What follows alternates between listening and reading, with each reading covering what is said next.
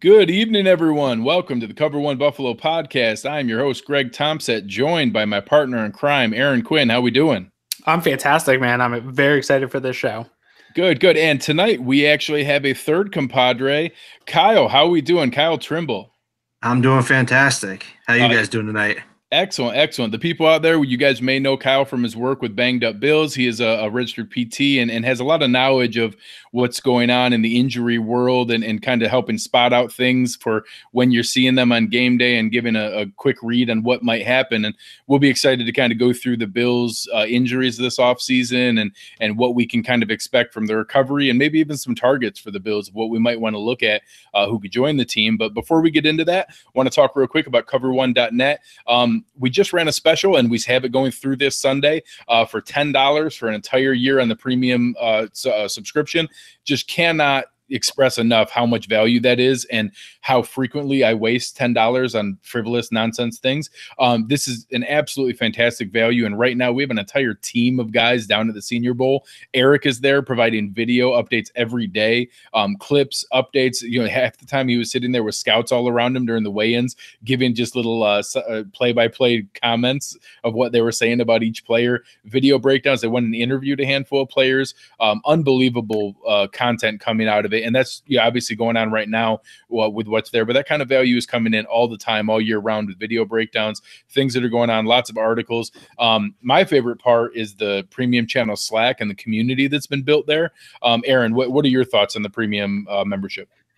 I love it. And I agree with you that the premium member Slack is my favorite part too. I probably waste too much time. My wife, I'll let my kid use my phone for a minute and the notifications, I'll have to go in and turn off the notifications because the chat is just rocking and rolling and I'm getting anxiety because I feel like I'm missing something super cool that's happening in the chat.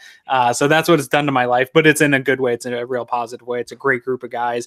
We talk about mostly Bills, but obviously we get off on other conversations, but it's just become a really good community. I think we built a really nice community over there. And another portion of it, though, is the film room and some of the other things. And like you said, Eric is putting that in the premium Slack before it goes out to Twitter, before it goes out to anyone, and some additional content that other people aren't seeing that he'll probably write some articles on when he gets back. But he's putting it all on the film channel for us as he's getting it live. We were seeing the results from weigh-ins. We're getting information about guys that Bills coaches are talking to or things he's overhearing from other scouts. That's all in the premium channel and easily worth $10 while the deal's going on, but definitely always worth the $25 too. Absolutely. Kyle, I know that a lot of folks, we've already had people chiming in the chat. Cliff was mentioning how much they love Banged Up Bills and everything. Where can the people find your work? I know that's one of the most common, but what kind of things do you have connected to where people can find where you're putting out content?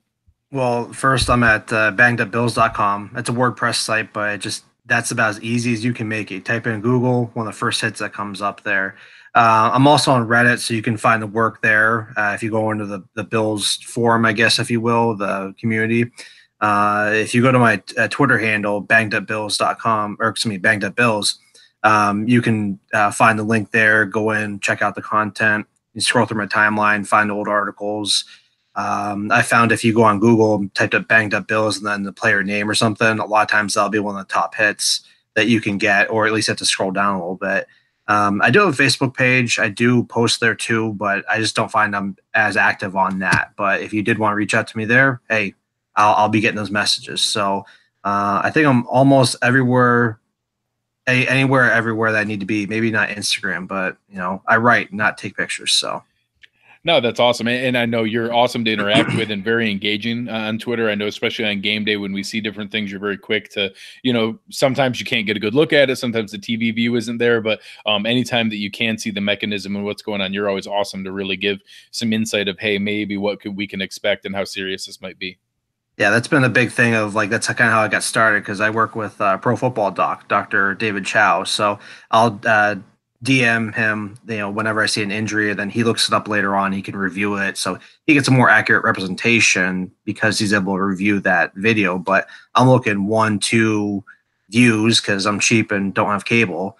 But I'm still going off and trying to figure out what's going on, at least kind of give an idea what that is. So if you hit up Banged Up Bills during game day, you at least get an idea of who's out, and then my impressions based on what I'm seeing or what reports are coming in. I mean, you've been a great resource for, I can't speak to Greg, but for me here with the show, when we do the shows every week where we're previewing the next opponent, and it's time for us to talk about an injury, you're my go-to for any of the Bills stuff. So I really can't urge people enough to go and follow you, because that's where I go first to look into what to expect from injuries, timelines, what it's going to look like. And we'll get into some of that here. Yep. Yeah, speaking of it, we want to jump right in. We've got a handful of Bills that we know we saw some season-ending injuries, and some of them pretty serious. So, we'll start right off at the top. Obviously, the most important one that we saw is Corey Bojorquez. And I happen to be the registered president of the Corey Bojorquez fan club. So I know, just in jest, he was out for the season with a shoulder injury. I don't expect that to be anything serious. But one of the serious ones we saw, obviously, was Matt Milano. And everybody saw what was gruesome that day, and some really rough pictures and video stills of what took place. It turned out, it sounded like maybe not the worst case scenario from what we heard, but walk us through a little bit about your understanding of it and what we can expect of, should that be a full recovery, and should that be back within some of the organized team activities. Okay, so just to recap real quick, they're playing the Jets the second game of the Jets late in the season. This was a result of Sam Darnold trying to dive in for the touchdown. I think he did get the touchdown, but he landed on the back of Milano's heel. And then as a result of that, the foot was planted, and then another player kind of knocked Milano over. I think Jordan Poyer came into him too. So that twisting motion along with that foot planting, well, things have to go somewhere. And that's where you got that gruesome picture where the heel was pointing up and up in the air instead of the toe. And that's obviously why I had to get carted off. So, and he fractured the fibula. Now, just to give you a quick anatomy lesson, you got your ankle, which is made up of the medial malleolus and lateral malleolus. Medial malleolus is the tibia, which is the big shin bone that everybody feels. Well, lateral malleolus is the fibula, which is the outside portion.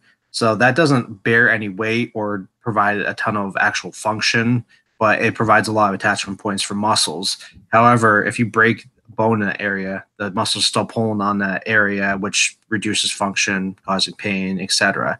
Well, in addition to breaking the fibula, Milano also tore a number of different ligaments because of the forces that went into breaking the fibula. The fibula was the thing that gave first, hence the break, while a lot of ligaments tore and stretched out at that result. So because of all that, he had to get surgery to reduce it and put it back into place in order to allow it to begin its healing. No, and obviously that sounds scary, and I know that it was a very serious injury. Is that something that normally players of his age see a full recovery from, or do you think this is something that could have long-term impacts? Obviously, you don't know specifically, but yeah, I'm going off of team reports and what I know medically, but this is something he should be able to return back from. I mean, I looked at if you go back to, I think, what was it, week 14, week 15, whatever, he injured the ankle, but I have the full report up on my site, and you can go back and see the timelines for the rehab protocol. So I'm going to pull it up here right now and just read right off it. But usually they're doing 6 to 8 weeks non-weight bearing, because they still, even though the bone's non-weight bearing in itself, they still have to keep weight off that area because they don't want the other muscles engaging and pulling that surgically repaired area apart sooner than it needs to be. So once they get cleared for the weight bearing, then they're going to start going through a range of motion, exercise, everything else like that. They're looking at, anywhere from, they start saying 12 weeks where they start doing walk to run program, balance, but that's just where you're maybe just jogging. I mean, things that Milano has to do out there, you're like at 3 months where you're just starting to be able to run. You're looking at 6 to 9 months possibly where he's 100%. You mentioned OTAs earlier. OTAs would definitely be realistic because A, he's younger. B, it was only the fibula, which is the lesser of the two bones, thankfully. And C, he's an animal with his training. So, and how he plays out there. So I expect him to be back. He might be limited in some fashion, but OTAs aren't a big deal in regards to if he was limited during training camp. Yeah, and I'm not super worried about OTAs with a guy like that because we're not bringing in a new defensive scheme. I think the communication's there with the guys that are going to pretty much be there, and you can do some of the communication things without being out on the field in OTAs. It's super limited with OTAs anyway. But outside of that, what type of setbacks, because it happens all the time in sports with guys on the recovery having a setback. We saw it with Zay Jones. They thought he was going to be ready. He struggled. We saw it with Trent Murphy and his injury. Obviously, different injuries, but setbacks do happen. Is there anything that stands out with these types of injuries that you can see a setback happening or anything like that, or anything that traditionally would set a guy back?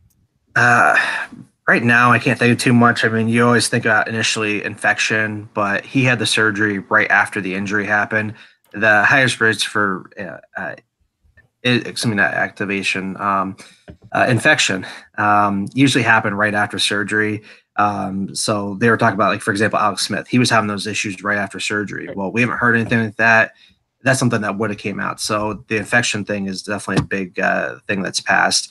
Non-union, where that basically means that the two pieces of the bone aren't healing up together. That's always a possibility. However, it looked like that was a fairly clean break.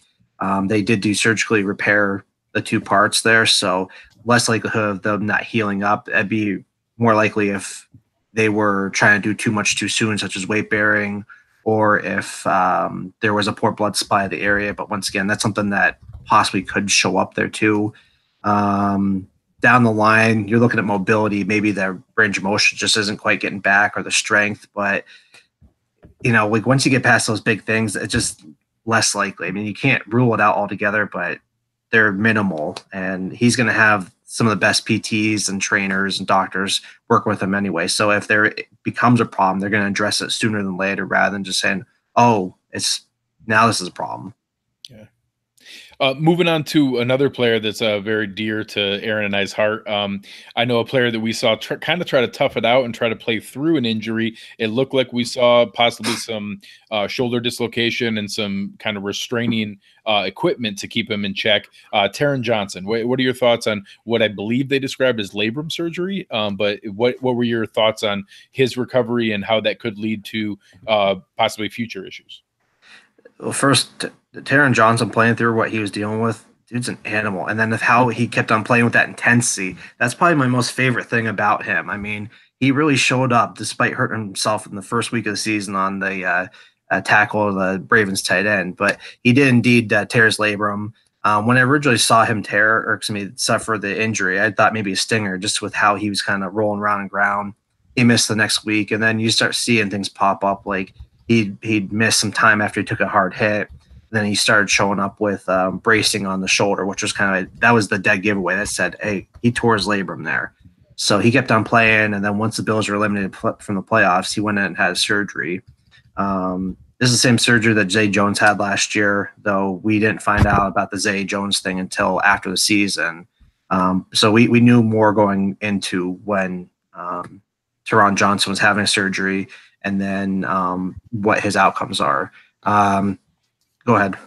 Well, I was going to say, with a guy like Taron, I think my only concern is, this is my 100% no understanding of medical opinion on this, but my concern with him when they drafted him was his height, weight, arm span, things like that. And then when you see how he plays, you kind of alluded to the way that he plays like an animal. Yes, I do think he's tough. Are these the type of concerns that we are going to have with a guy of his frame, and he's 5'11", 190 something in the NFL, playing the way he does? Is this the type of thing that will keep popping up? Where Zay Jones is a little different, right? He had that shoulder issue, but he's a little bit of a bigger guy. He doesn't play an attacking position in that same way. Am I unfounded in my concern that this can keep coming up if he doesn't change his style a little? You're very founded in that. I know halfway through the season, because the shoulders affect him so much, he was having to start lead with his left shoulder to get the tackles done, or try to avoid hitting directly on the right shoulder. But if he continues to play with that hard-nosed style, he's going to be out of the league pretty fast, because his body is just going to break down. This doesn't mean that the surgically repaired labrum will tear again because of how he plays. I mean, it might just be a freak thing how he hit, and then he just continued to re-injure it as he went on. But he's going to suffer all those other types of injuries. My favorite comparison to that hard-nosed style is former Colts safety Bob Sanders. The reason I remember him all the time is because he's from Erie. I'm from Erie. And he was an animal playing great, but he was always injured. And I know his career got cut short significantly because he just could not stay healthy. So Johnson, I love how he plays, but he's going to have to dial it back or refine his process in order to keep on this team a little bit longer. So. No, but it's important, and technique is important, and being able to do that with proper, setup, proper tackling form, hopefully can help avoid some of those. But some of that is just like Aaron talked about, and you reference the part you love about him is his tenacity, is his willingness to stick his nose in there. And I say it every time we talk about it, he reminds me so much of Antoine Winfield, and a guy that just plays so far beyond his size. And that I love that, but I also know that it may not be for his best long-term health, but it makes me nervous that if he tries too hard to amend or change his playing style and skill set, is he still going to be the same player? So, I think that there's a lot that goes into that I hope surgery, getting it properly repaired, probably playing with the right equipment to keep everything compact and tight, and maybe learning how to make sure that he's hitting in proper form, I hope gives him longevity that we deserve from him. I think the biggest thing with the technique and form, the biggest thing, he's not going to really need equipment. I've seen some guys use some equipment afterward, but a lot of the time, if they don't have to wear something, they're not going to. And shoulder surgeries like that, they're not going to be required to wear that per the doctor or trainer. So he's just going to have to change his game up just a little bit, just so he can survive in this league, and then get where he needs to be at. And so what's he looking at here this offseason?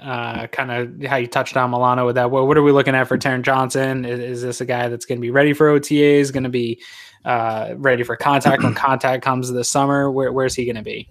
Well, he had the surgery. I was just looking it up there again. It was kind of late in the year, right? It was when they were officially eliminated. Yeah, he was put on IR before the second Jets game. So that was week 11, 12.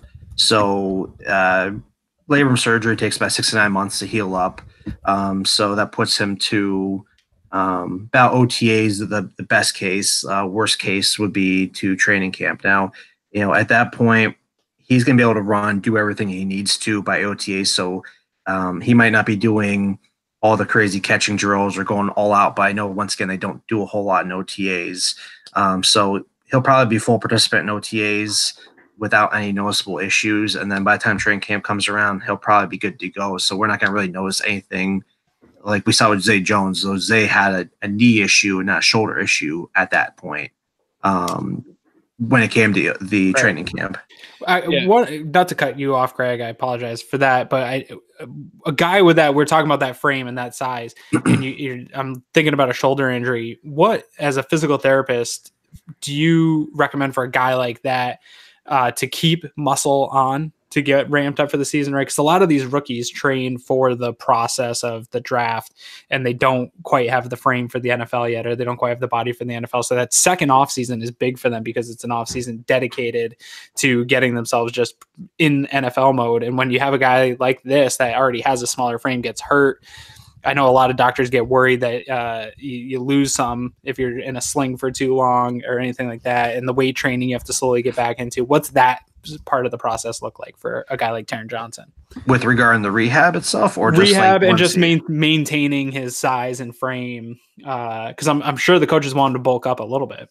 Yeah, well, he's going to have to follow the rehab protocol. I mean, those I found as a PT, those are pretty strict. I mean, based on how people are going, sometimes they can accelerate them a little bit, but you can't suddenly jump leaps and bounds ahead of the protocol because, hey, he's able to do this. You still have to have a time component with it. So even though they might be saying, hey, I got full range of motion, let's start strengthening. Well, you might have full range of motion, but it's weak to move the arm through the full motion. So you don't want to just say, well, you got one part, there's a green light, let's move on to the next part and go 100% at it there. So, where he's going to start getting the major benefit is more months 4 and 5, where he can really start doing more heavy duty lifting. He's not quite there yet, but he can start working on the legs a lot more. He can start working on core stuff. He can work on the other arm that he's dealing with, but he's just going to have to wait for time. And then when he's cleared for the heavy lifting, still listen to his body, not trying to push it. Cause that's where he could get in trouble at if he starts trying to bench too much too soon or doing all sorts of crazy things where, trying to go up for interception, OBJ style, coming back like, way back. So bulk up wherever else you can and let the shoulder catch up and then kind of go from there. I think that transition is interesting for a player that I assume this probably happened to last year, was kind of a renowned workout warrior. And now is finally going to have an offseason where he doesn't have an injury, and that's Trent Murphy. So last year was coming off an ACL injury and was someone, again, who was, I mean, league wide known for his work ethic in the weight room, that I assume he probably did push it too hard several times and probably tried to come back too early a couple of times. And that's why we saw some of the, cascading injuries that were compensatory and, some of those kind of things. How do you think that's going to help going into this offseason where he can really have a full healthy offseason to get back to his training regimen, and how sometimes maybe the PTs have to protect the players from themselves in a situation like that? That last statement is 100% true. I've had people who want to push themselves. Hey, that's great. I want you to do it too, but you can't go above and beyond with it just yet, because otherwise you're going to set yourself back farther than you were originally. But having an off season where he's doing football specific activities and training for the exact things, that's going to be key there. Going back to Trent Murphy, he tore his ACL. I'd be going a year and a half now, back in August of 2017. So he took the most of the year to recover. He was working on getting that knee back to where it needed to be at. So he was lacking the football related activities. So he came back in. He might have been ready to go by most standards, but to play at that high level, it just wasn't quite there yet. And then that's where you saw the other things starting to pop up there. I was talking with Aaron before we went on and earlier in the week, and there's not a lot of research out there saying their performance and whatnot. No one can really say, what you're supposed to be at so many times, so many years out, or so many months or whatever. But I did find some stuff that, there was one study that said only 63% of players able to return to league play after ACL injury. And that's depending on if they're the higher draft pick, if they've had some years in the league where they've kind of established themselves, where they're worthy of a team investing money and saying, hey, we're going to give this guy another chance. So being where you're at, talent-wise, plays a big part into it. Overall, other studies just said, 60% of people come back within 2 years. So you got 40% of people who suffer this injury, and they're not even able to come back to play at the same level, that they were at prior to the injury. So that was, probably the top thing, NBA, things like that. But it's just not easy to come back. So I think once another offseason occurs for Murphy, he's going to get back to it. And I think that he's going to finally start earning that money that he was, got signed for. So those that are worried that he's going to be a bust, I think he was just shaking off the rust and just needs more time to really get back into football related activities. And he should really step up next year. Yeah. I'm trying to think of any other guys. I think this year was probably one of the low. Maybe. What's that? Taiwan Jones, maybe. I know. I think that's a great one. That's a great one. He's a mystery. I love Taiwan. Yeah, that's Aaron's dude. Yeah. Yeah, he was a mystery. This is the guy that frustrates me, because we all know he had that nasty head injury against, I believe it was the Chargers, right? Yeah. So amazing he didn't have a concussion. He only had that laceration there. And then he got injured at some point during the Texans game. Now, here's the kicker. I went through 2 or 3 times looking at every play that he was involved in. I think there's only about 20 plays. There was a few plays where he kind of got jostled around a bit, but there was never any direct contact to the area regarding the head neck area. There wasn't any plays where he got blown up or anything like that, but he was not able to practice the next 2 weeks and then put on injured reserve after that. We know that he injured sometime during the Texans game, according to McDermott, and then he was put in IR. It's been radio silence from him ever since then. I can't say I stalk him online and see what he's doing on Instagram or Twitter, but I do. Okay, well, maybe you can do some detective work for us. But you haven't heard anything about surgery. You haven't heard anything about having to retire like the Eric Wood thing was last year. Right. It's just been nothing. So as to what's going on, I wish I could tell you, but unless something gets released, I don't know. To be put on IR that quickly, though, does give me concern, but it might have been something they said, hey, he might get better with 6 to 8 weeks of no rest, and they just said, hell with it, shut him down rather than trying to stick this out so we can get other guys on the roster. That's my theory. Yeah, they've been pretty mum with certain injuries, this regime. So I would like to know too, because we've talked about it on the show a couple times about what guys they're going to bring back, and I would like, with the amount of money they have and cap space that they're going to have, I'd love to have them back. But you wonder if there is some lingering thing that may be a concern going forward. When you don't know, you hate to speculate, but it feels even more suspicious when you don't know. Yeah, I mean, we're going to have to see what they do. I mean, they haven't re-signed him yet because I think he's a pending free agent, correct? And go in. Yeah. So they haven't signed him yet, but I mean, I know it's still very early, and I'm sure they're going through the special teams guys and figuring out who's going to stay, who's going to go. So no news right now isn't necessarily bad news, but the coming months, especially as free agency opens, we're going to see what happens with that, and it might shed some light what's going on. That's all I can say with it right now. One last injury for the Bills before we get into a couple of potential targets. Cliff had brought up in the chat, any residual effect or chance for re-injury with Josh Allen? I know obviously anytime you talk about UCL and ulnar collateral, everybody's mind immediately goes to Tommy John in the baseball world. Is there anything that you think is, obviously he looked great in the last handful of games, but anything that he needs to be careful of in his offseason rehab or the program? And I know we talked pre-show a little bit about how so many guys kind of have their own personal guy, and Josh does with Jordan Palmer. And I know teams get a little leery on their training regimen, their program versus, guys, personal guys, and the most famous being Alex Guerrero and the Patriots and that butting heads there. Anything that we need to kind of be concerned with, or you think that Josh is going to focus on with that UCL? I think overall at this point, he's healed up. I mean, he suffered the injury back in mid-October. We had said timelines were, think about 10 weeks from the onset of injury. It's been well over 10 weeks since then. And he obviously was able to come back and play, and he looked even better afterwards. So I know he had a brace on, which helped out with some of the stability. But at that point, to come back to NFL games states that most of the things were healed in there. That it was I'm going to grade it a grade 2 sprain. So there was some moderate damage in there in regards to the healing of the ligament. But with the rest and rehab and the lack of having to do the multiple high velocity pitches, such as you see in baseball players, I don't want to say there's never a likelihood for him hurting the elbow, but it's just less likely because he's not putting the stress through it constantly, such as baseball. I mean, if he gets a hit again, like he did the first time, yeah, possibility. But as long as he listens to his body and gets through the offseason, continues to strengthen up, he should be fine. I think this is something that 5 years down the road, we're going to kind of forget about that. Oh yeah, he had the injury. Right.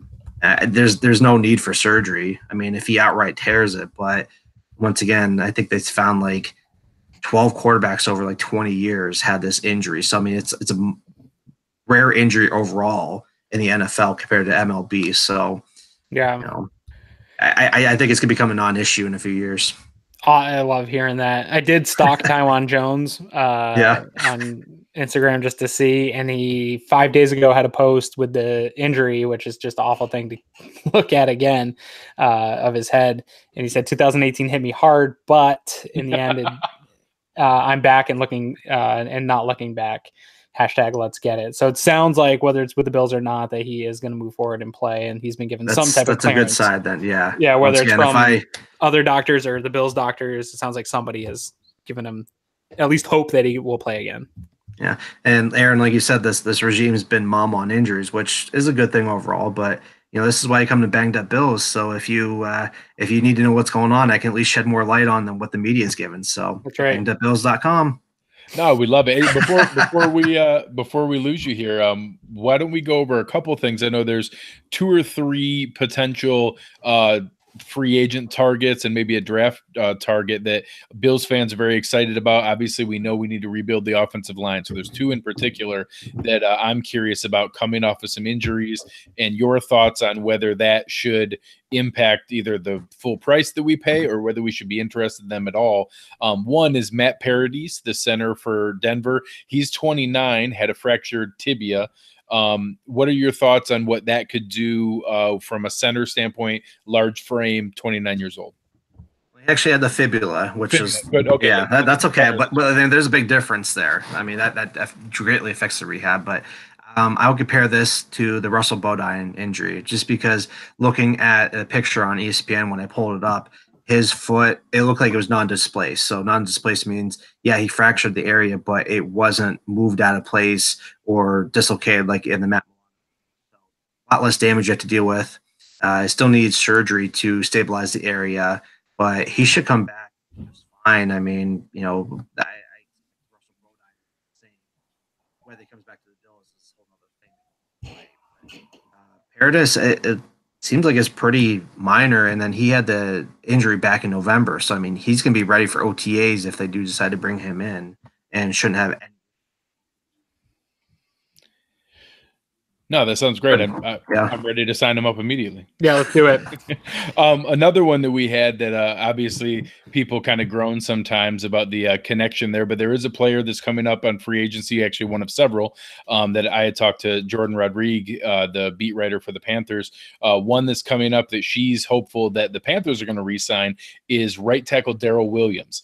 Here you're talking about someone who's only 25, going to be turning 26, is a huge man, 6'6", 340, had a torn MCL and a dislocated patella. That was back in August, so early on.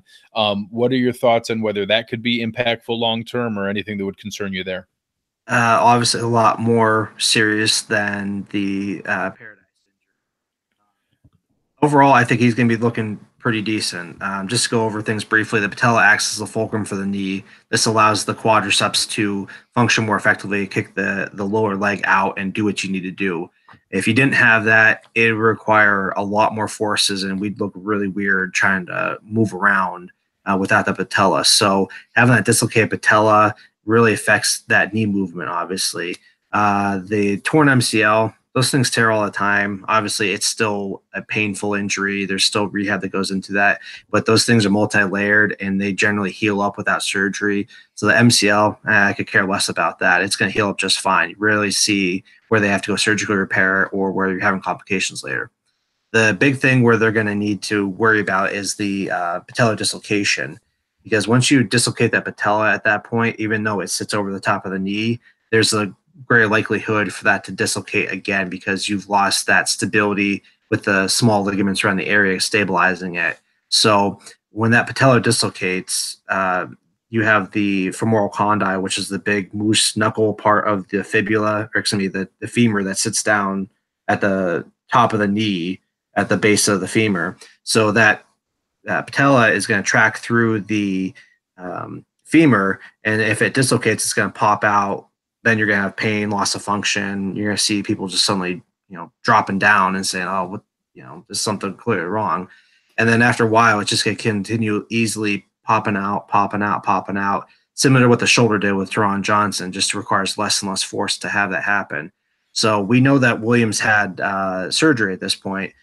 Just looking up a quick rehab protocol, the return to full activity, 8 to 24 weeks. He's going to take the 24 weeks easily, so that's 6 months. So he had the surgery back in, we said what? Actually, late July, I think I saw, correct? Yeah, early August, somewhere in that ballpark. Yeah, so looking at a schedule or a calendar, 1, 2, 3, 4, 5, 6. So right at the end of December, actually at the end of January right now, he should be starting to get back and do where he's doing normal activities. So he could be a good candidate to pick up for free agency at that point, knowing that he's going to be mostly healthy to do football-related activities. I'm sure he's still going to take a lot of time to get back into everything because he's still a big guy, which is going to slow down things. But if all the rehab looks good and the doctors are happy with how things are, I don't see why he couldn't. It's not a career-ending injury. I mean, if you have a patellar tear, that's a different story, but this is a lot less severe. So depending on how things are going, he's a good candidate as well. With that kind of thing, is that, I know obviously with the shoulder, Taron could continue to wear the harness and kind of keep things in check and try to protect it. With the patellar, is there any kind of brace that kind of keeps that stabilized, or is that not really functional at that size and force? You can wear bracing for that. Little story. I actually had the same injury in high school. My freshman year playing soccer, I had partially tore my MCL and subluxed the patella, which is basically the precursor to dislocation. So, but the patella, I remember afterward, I was just like popping in and out. I remember the surgeon even said at one point when when I was under the knife, he said, I could see the groove marks where your patella kept on dislocating, hence why you need the surgery to restabilize it. But I remember getting through the wrestling season just wearing a brace to kind of help support it. So it was one of those ones with actually it was fully closed, so like it gave me support all over. But sometimes you see the ones where they're open, like have the kneecap open to the air and everything else is kind of surrounded it. It helps, but I could tell you from personal experience that thing still pops out regardless. So it's not a fun feeling. Another guy here before we let you go, obviously here at Cover One, we're ramping up for the draft process. Like Greg had mentioned, we have a team of guys down at the Senior Bowl here this whole week. And a guy that I keep seeing a lot on Twitter and in mock drafts going to the Bills. Obviously, there's a need at receiver for the Bills. They want to up that room. DK Metcalf is a name that I keep seeing in mock drafts. I know you did the piece over at Cover One, and I did read it, so I'm not going to give away all your secrets and information about them. So if anyone wants a full detailed report, head over to cover1.net and get that. And I know that you got a couple other ones here. I know Bryce Love ones in the works to be posted soon. But with Metcalf specifically, because I know that's a target for a lot of people, is his injury something that, one, is going to impact his ability to go through the draft process and show his skills to NFL teams? And two, is it something that teams are going to look at this and the team doctors are going to look at this and say, you know what, not worth the risk at all, or maybe not worth the risk here in the first round? Is it going to hurt him in any way moving forward? Well, if you go and read the article, Cover One, you'll understand what generally I believe is going on. This is going off of video, what we know. This was another injury that was pretty mum, like they didn't reveal too much. But when you say neck or back, you suddenly start thinking the worst. I felt that he had a minor fracture in the spinous process, which is the bump you can feel in the back of your spine. And I felt that they removed it as a result of that, just so there was less likelihood of it causing chronic pain down the line or complications where he would miss time or whatever. Just a brief overview of the injury. Regards to doing the draft stuff, he had this surgery back in October. I'm sure has been cleared by now. I think they said maybe today or yesterday, I think he would have been cleared for football activities. So draft process stuff, that's not going to be bothering it. Team doctors, I mean, they have some of the best team doctors in the country, working on these guys. I don't think that they would have any issues with regards to drafting them based on what I think is going on. They shouldn't have any reason, but you hear years later, people get spooked for the weirdest reasons. So, maybe they think that he's going to have other problems down the line. I couldn't find anything that with this type of fracture having complications. It was just kind of like, it happened, you remove it, okay, you move on with your life. It's not, further issues like a fusion, for example, where you start seeing wear and tear above and below where the fusion occurred. This should all be a non-factor. He should go dominate unless he has other injuries that are unrelated to this. But I'm sure somebody's going to be scared away for some stupid reason.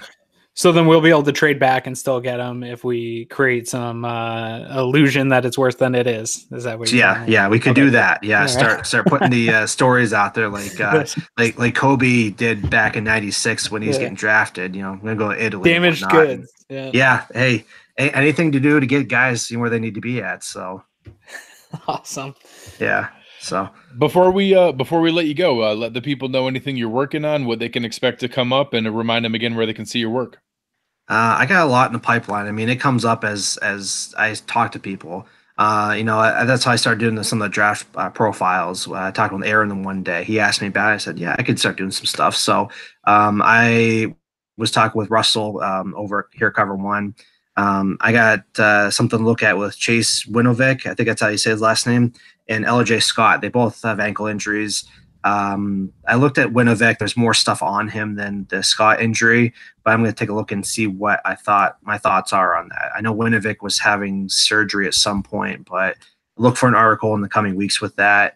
I'm going to continue doing off-season positional reviews regarding kind of just rehashing all the injuries and, how they're going to look in the off-season, what their chances are to make the team because of the injury moving forward. And then I'm going to, try try the best way to describe this.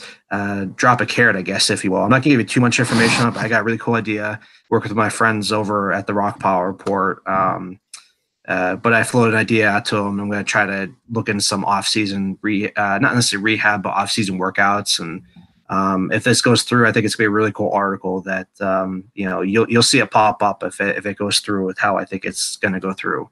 But I got a lot of stuff in the pipeline, and of course, as news pops up too, I'll try to be on top of it so I can give the most accurate representation of what is going on, so there's not mass hysteria in Bills Mafia country. Well, I appreciate that because I'm quick to totally freak out and lose my mind. So so lots of stuff in the pipeline. Awesome. Yeah, I tell people, I obviously want people to read my stuff, but I'm still gonna write it even if people don't read. I sometimes look at my thing and I see one person was on my site that, hey, I'm still gonna write it because as a PT, reading that stuff, I'm relearning the stuff I don't see as often, maybe in my setting that I treat in, and I can refine my process so that I can be better at observing the injuries game day, so I know what I'm looking for, and that I can report it out quicker, so I'm not having to do as much research. So I just refine the process. So more I write, I learn, and hey, I get to share it with you guys. So it's a win-win. That's awesome. Yeah, man, we appreciate what you're doing. So keep up the great work. Oh, thank you. Thanks again, Kyle. Appreciate it. Again, everybody check out Kyle's work over at Banged Up Bills. And Kyle, we'll talk to you soon. All right. Thank you, guys. Have a great night. Thanks, man.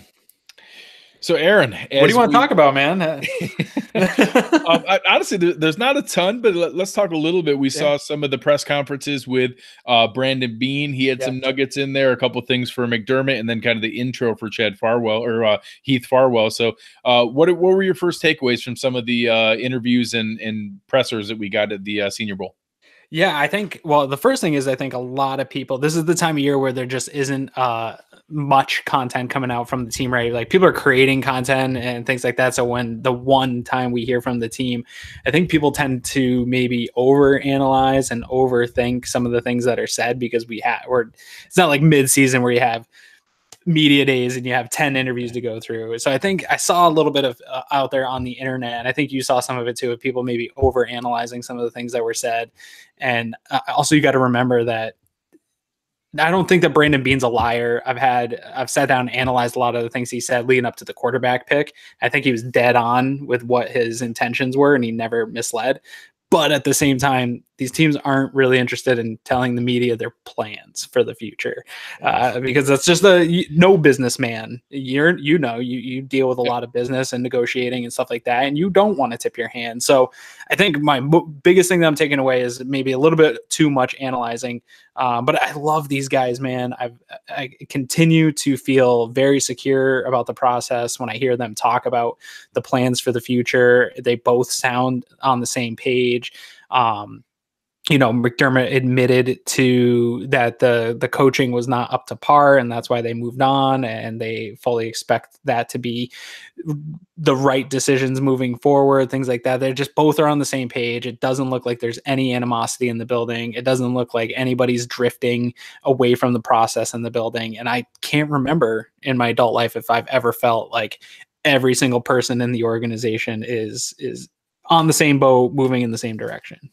No, it's incredible. And obviously, I think it's minor, but these coaching announcements and the coaching hires is a perfect example. No one knew about this. Adam Schefter was tweeting it out moments before the team released the actual announcement itself. So literally it was, hey, I'm the PR guy about to hit send. I guess you can tweet if you want, but this is coming out at the same time. They were breaking the news themselves. So what you were referencing, I got into it with another media member earlier today, that just parsing the idea that Brandon Beane said, we're not going to draft for need. Drafting for need is a problem. And then the question was, oh, well, didn't you do that last year when you drafted for need at quarterback and linebacker?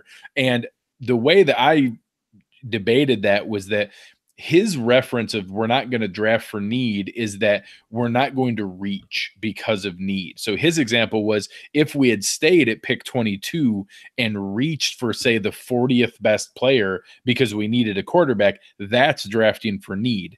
Identifying a player that they liked, had graded as a top 10 player, and needed to move into the top 12 and then the top 7 to acquire him is drafting the right player at the right value. That's very different. Now, they happen to need a quarterback, but that's much different than drafting for need. So this year, an example would be, in my mind, staying at 9 and forcing a pick at wide receiver when virtually no one has a wide receiver ranked 9th.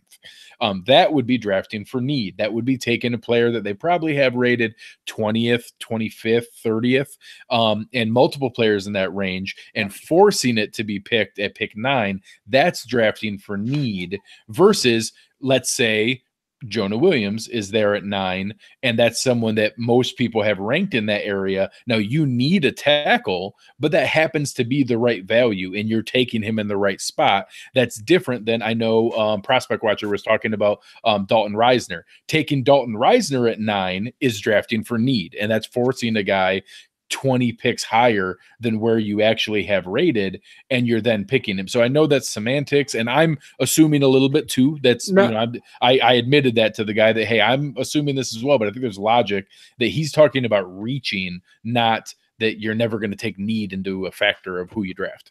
No, and I don't. Your conversation was one example. I saw multiple examples of people having that same. Well, he's sounds hypocritical in his comments, and I thought I couldn't. When I had heard the press conference before I saw any of the comments online, and I was actually stunned that people had any confusion because he followed it up pretty easily in the same type of explanation you gave.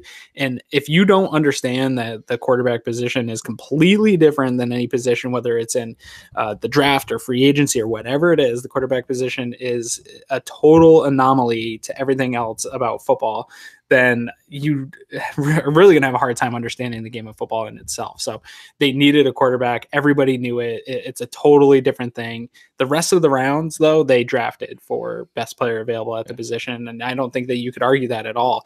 And like you said, there is some leeway. There's a spectrum when you're sitting at 9. There is different grades, and different grades are associated, and different positions are valued different ways for those grades.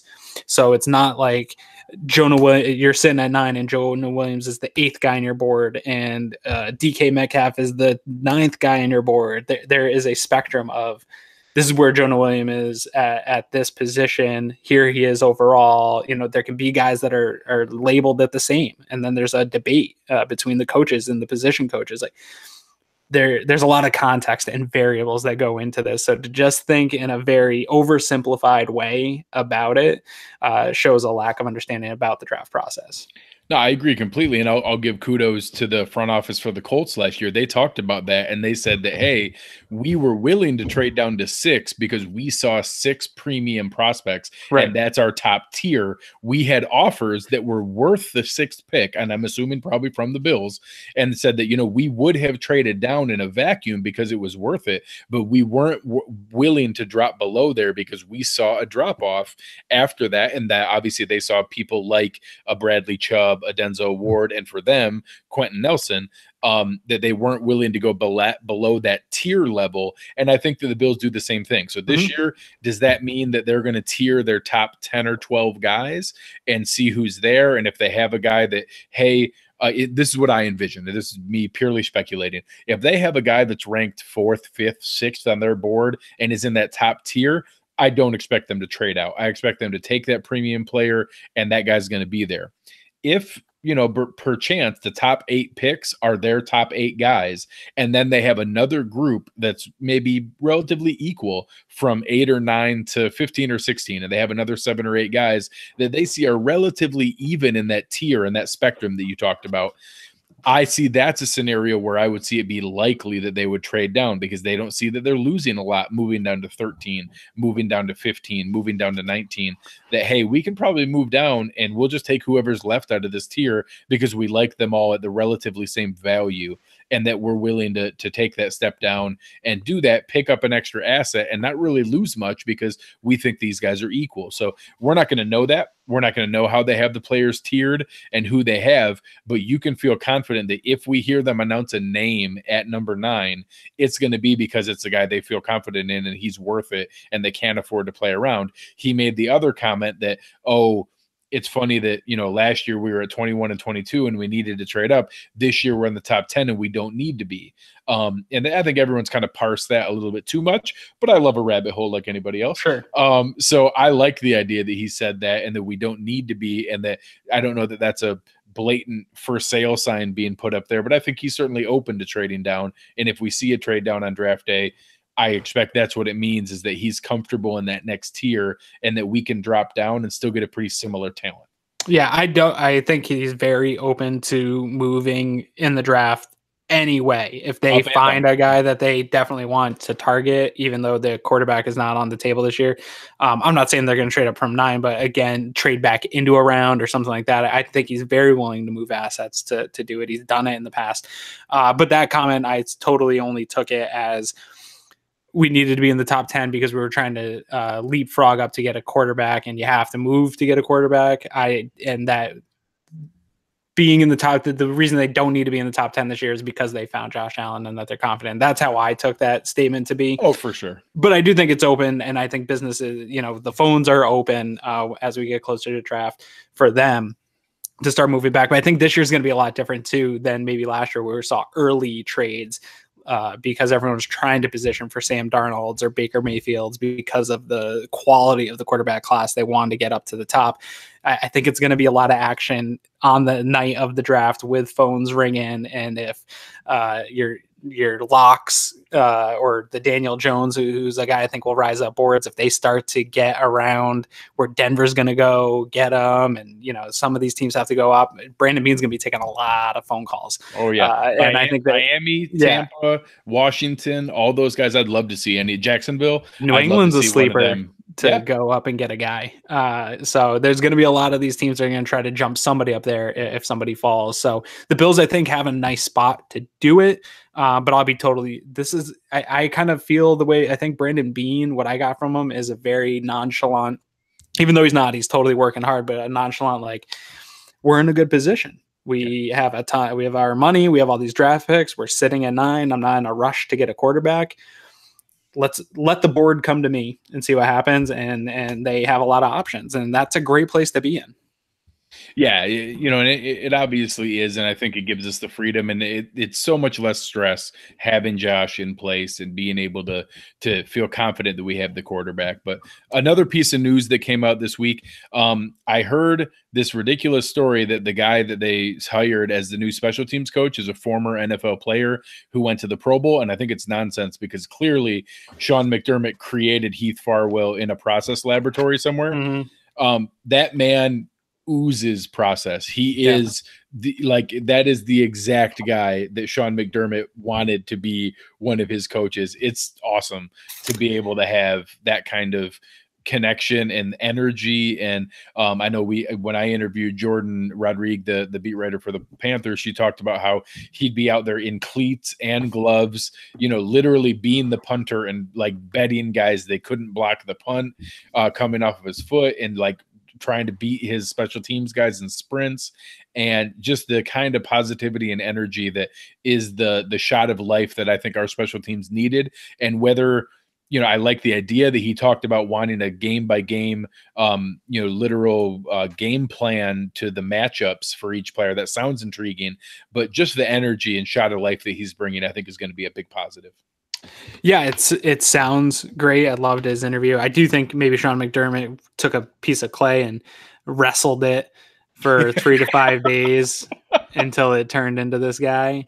That seems like how Sean McDermott would create another human being to me. But anyway, I like it. I like bringing the energy. I think sometimes, even though they're pro athletes, I think sometimes we forget that they're humans too, and that being on special teams, not every guy has the mentality where it's important.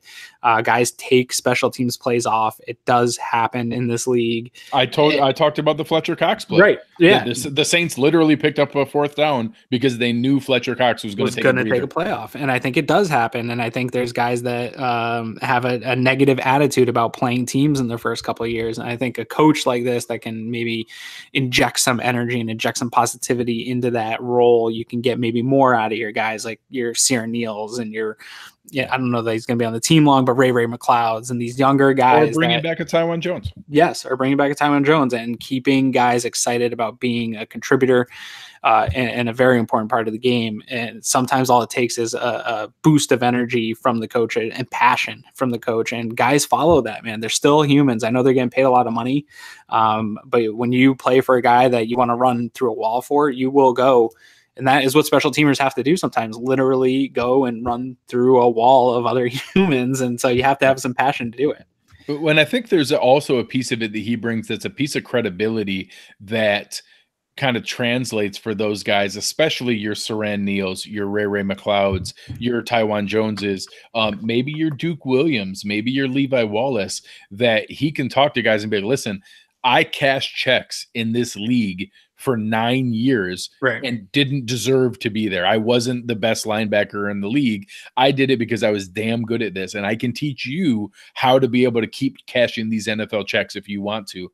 Come and listen to me. I will show you what to do. I will teach you how to do this. I will show you how to stay in the NFL and maintain this. When they were coming to take he talked about it in his presser today, they were coming to take my job every year and they tried to replace me every year and I wouldn't let them. And I kept making myself more valuable and more units. And he got to the point where he was a team captain and was getting re-signed for, moderate deals, but a reasonable contract.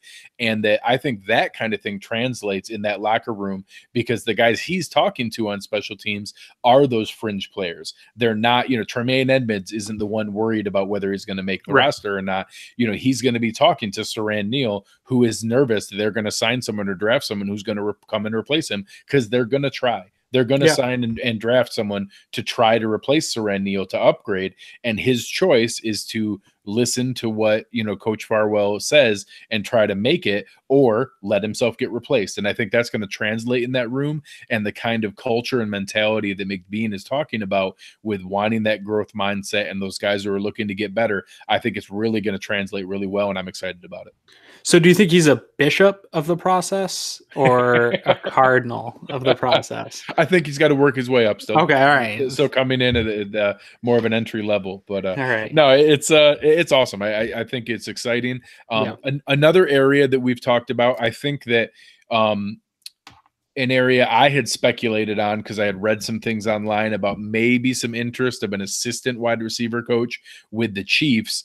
We're now through Wednesday and haven't heard anything yet. And I know in the presser, I talked about this and some things that I try to translate McDermott's word usage, and I started to catch some themes during the season on whether he said day to day or week to week with players and how that translated.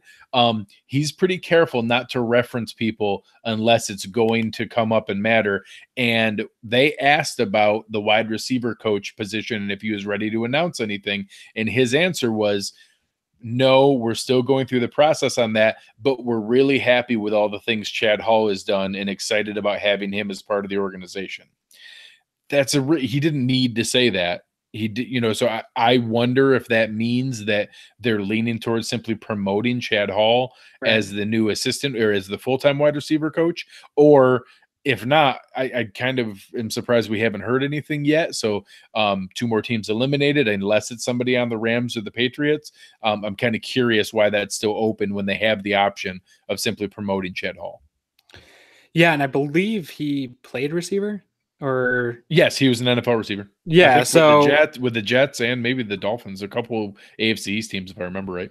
I don't remember where. I just remember seeing that on the Bills site a while back. So that would make sense. I'm totally fine if that's what they do. But yeah, no, I agree that him just kind of voluntarily giving up that information makes you think that that's probably going to be the direction they go in. You haven't heard of any interviews, although we didn't hear out of this regime. It's tough to be a guy that is going to come on air and talk about the Bills because they don't give anything out. But he did give that little piece of information out. So I would probably expect that change. And I'm hoping that it puts to bed this whole moving Cully around. I did see some people are still upset that Cully's, the coaching changes are trying to kind of sort themselves out. People are still upset Cully is the quarterback's coach. I'm not upset about it at all. I think McDermott is a guy, he said it really well when they evaluated the coaches and what they wanted looking forward. I thought that was a testament to all the coaches that are remaining, and that he is happy with who's there. And I don't think he wants too much change, especially in that quarterback room. And you saw that in Brandon Beane bringing back Derek Anderson and Matt Barkley. Yeah. So you saw they want to keep the consistency there. And I think that's important. Yeah, I agree. And I think that, I probably was as guilty as anybody of speculating about, could they move, Cully over? And I certainly went down that path when they were talking about Joe Philbin and some of the other guys that came into interview and what role they might fit into. So I agree. I think that it's unfair to both be excited about the progress Josh made and to bash Cully and to assume he had nothing to do with it. So and now there are some things I will say in any of the interviews and anything that comes up, Josh says Derek Anderson's name 5 or 10 times more than he says Cully's name. So now maybe that's simply the way things normally work, but the combination of how anytime he talks about people helping him, he says Dabes and he says DA. So I know he talks about Dable all the time. He talks about Derek Anderson. Now, just because he doesn't say David Culley's name doesn't mean anything.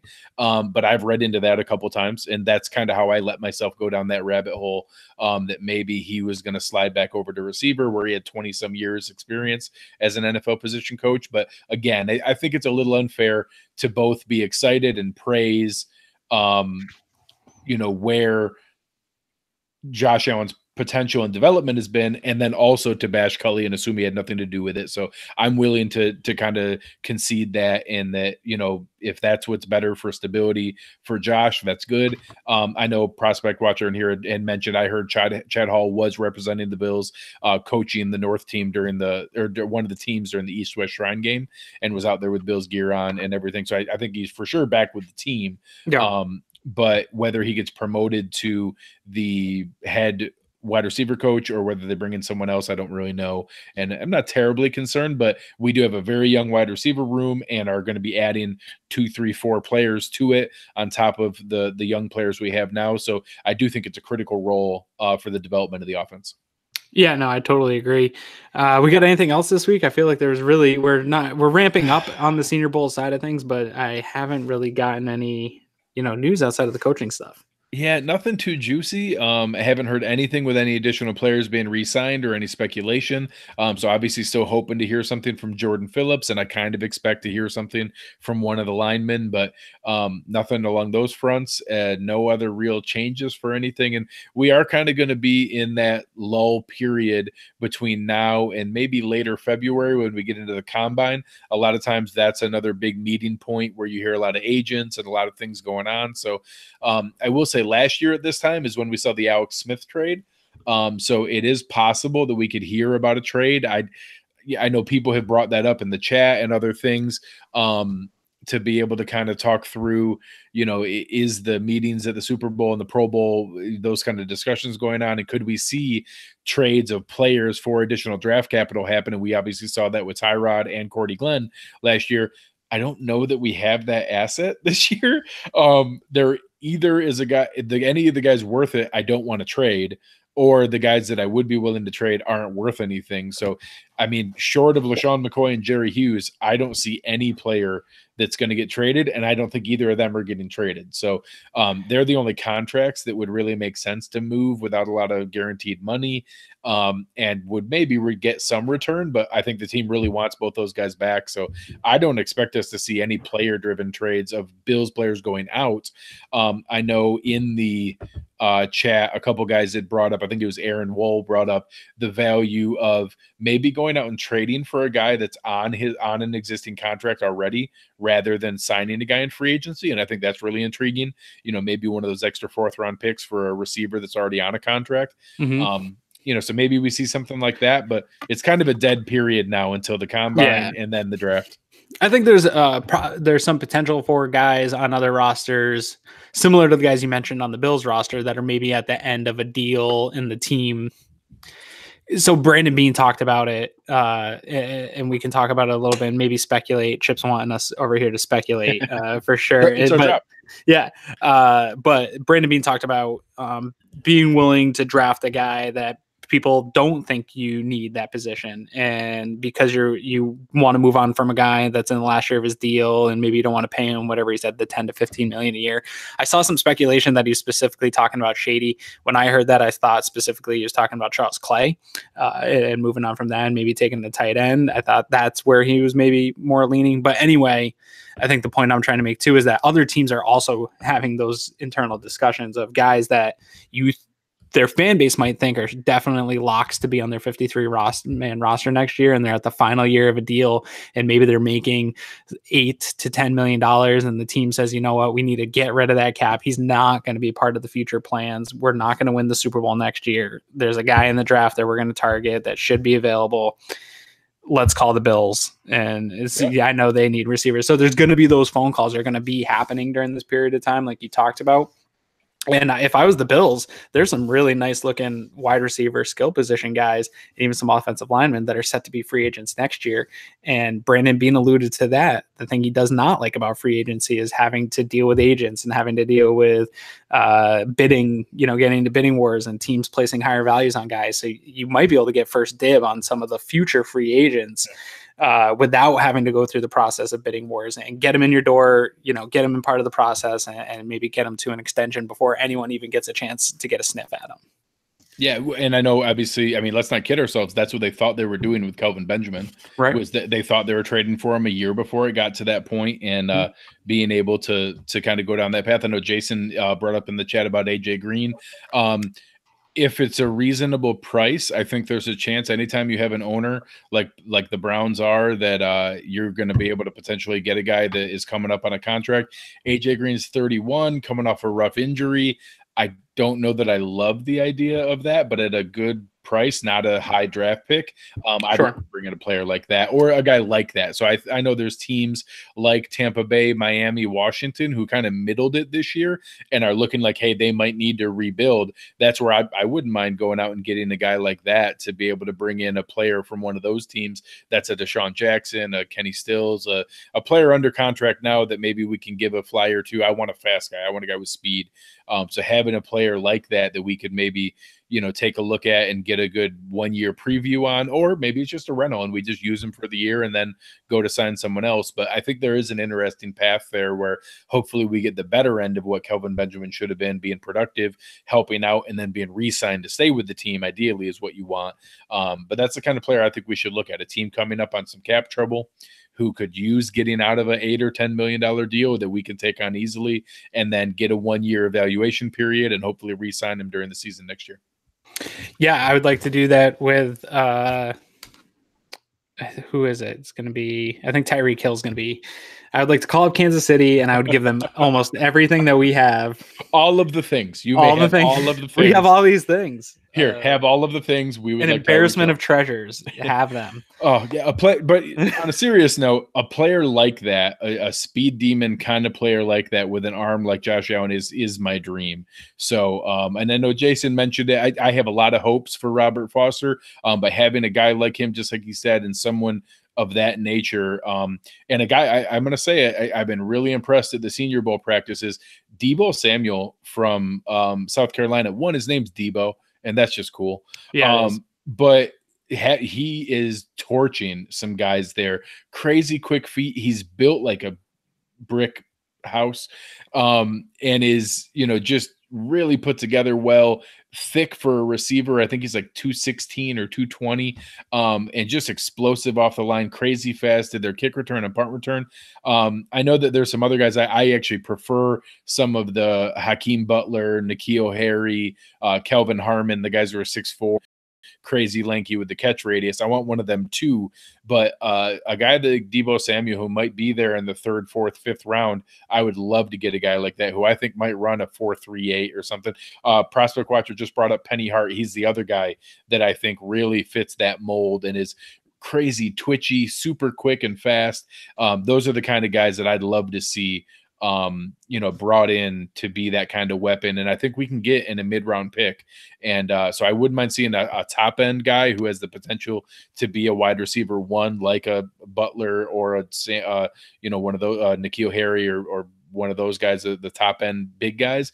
But then I'd also like a mid-round pick to be on a Penny Hart or Deebo Samuel or a quick, twitchy guy like that who I think can be explosive.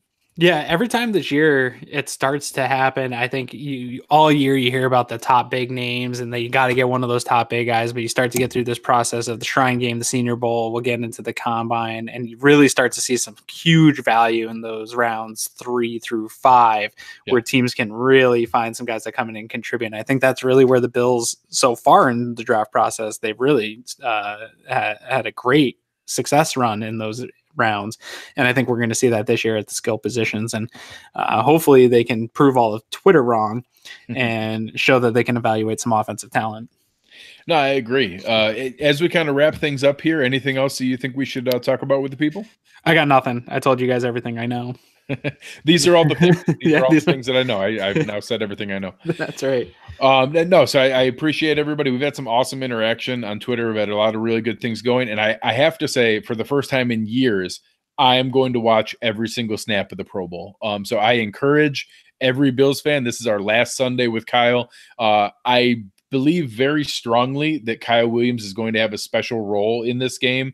I expect there to be probably a pass. I don't think it's crazy that he could get a goal line carry. The coaches realize this is his last game. He is an incredibly well-respected player across the NFL. I think the other players are going to really flock around him and make this a special day for him.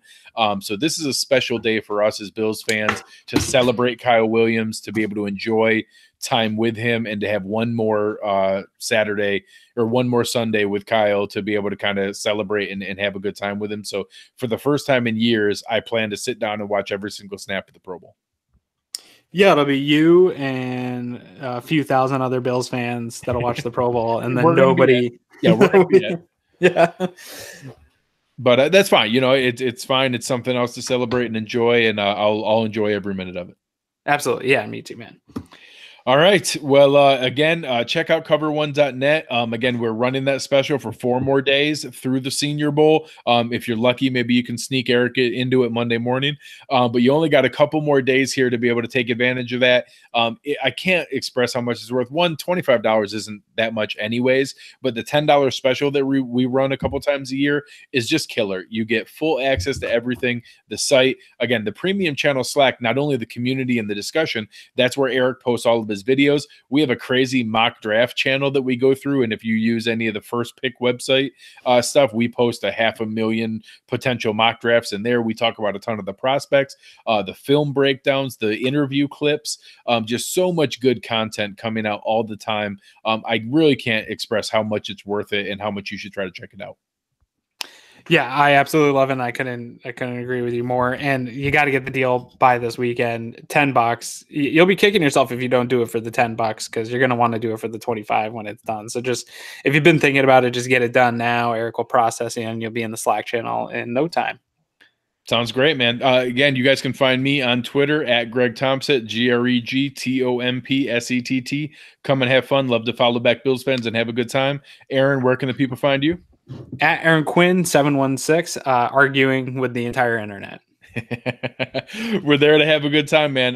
Looking forward to another fun week. And technically, there's a Super Bowl next week with a team playing in it that I don't like, but we'll talk about that next week. Yeah, maybe, or the Puppy Bowl. Either way. I like the Puppy Bowl. I like it. I like where your head's at. Yeah. All right, guys. Thanks a lot for a good time tonight. Thanks again for Kyle Trimble and the time he spent with us from Bang Down Bills. I thought it was a great insight that he represented. So we appreciate everything, and we are out.